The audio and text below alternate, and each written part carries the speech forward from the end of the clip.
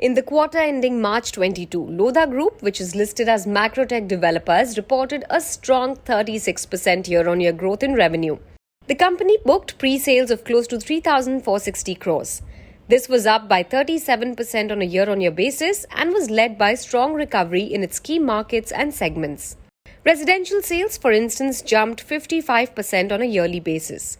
Higher sales from the south and central Mumbai and good growth from the suburban markets added to the overall performance. Additionally, the company has taken an average of about 6% hike in prices, adding to overall growth. Along with the growth in revenue, improving efficiencies such as cash collections were also good. The EBITDA margins dropped to 25.2% because of the cost pressure. The number is still better compared to the whole year EBITDA margins, which stand at 23%. Overall, operating margins were better in FY22, led by higher scale, cost optimization, and price increase. Macrotech Developers continues to use surplus cash and cash raised through equity issue to bring down debt. Its net debt, which stood at 16,100 crores in Q4 FY21, came down to 9,300 by the end of Q4 FY22.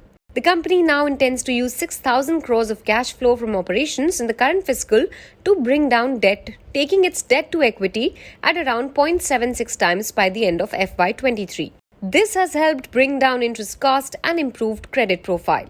This is precisely the reason that during the quarter ending March 21, interest cost on a year-on-year basis dropped by 50%, leading to strong 72% year-on-year growth in reported net profit. This year, it also expects to repatriate surplus cash of about 1,500 crores from the UK operations as a result of improvement in business and positive outlook for the UK market. Overall, a healthy growth, improvement in margins, and strong growth in operating cash would support the stock. This momentum in performance could continue as the company gears up for higher growth. Its expansion in key markets, deleveraging of balance sheet, asset monetization, and a good pipeline of projects would add to growth and profitability over the next 2 years. The company is looking to launch closer to 8.7 million square feet of space in FY23, having a gross development value of close to 13,300 crores. In FY22, it booked pre-sales worth 9,000 crores, which the company is now targeting to touch 11,500 crores in FY23, a growth of over 27% on a year-on-year basis.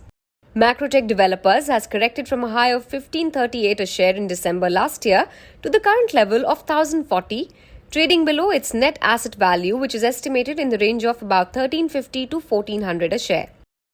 Even on a price-to-earnings basis at 22 times its FY24 estimated earnings, the stock is trading at reasonable valuations.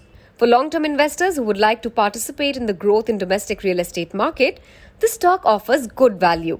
It's one of the few companies in real estate space which has capabilities, expertise, vast experience, resources, and management depth which can be leveraged to sustain growth over the long term.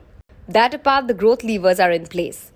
Its initiatives to reduce debt, monetize land bank, and resolve past sticky issues related to overseas operations and SEZ would be icing on the cake.